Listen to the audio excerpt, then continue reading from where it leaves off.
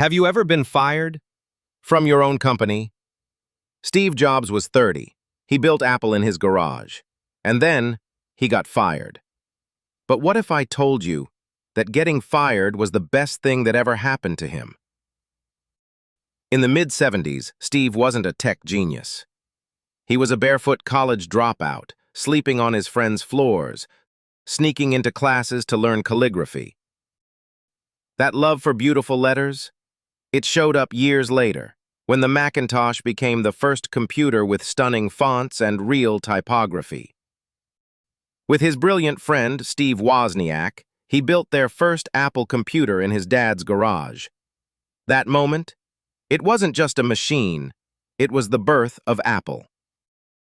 10 years later, Apple had become huge, but working with Steve wasn't easy. He was intense and obsessed with perfection. As tensions rose over the direction of the company, especially the ambitious Macintosh project, the first mass-market computer with a graphical interface, the board sided with the CEO they had hired, John Sculley. And Steve, he was fired from his own company. He later said, "What I had focused on my entire adult life was gone." But Steve didn't leave tech. He founded Next, a new computer company focused on higher education. They didn't sell much hardware, but the software they created, it became the foundation of macOS and iOS. Around the same time, Steve did something no one expected.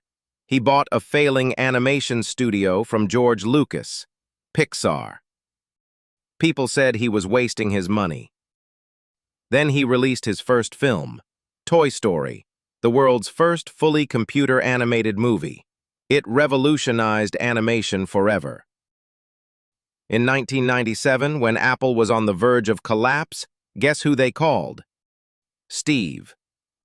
He returned through Next and turned Apple into the global giant we know today. Sometimes, the worst thing that happens to you is actually the start of something better. Steve once said, "It was awful tasting medicine, but I guess the patient needed it." If he hadn't been fired, there'd be no iPhone, iPad, no Pixar.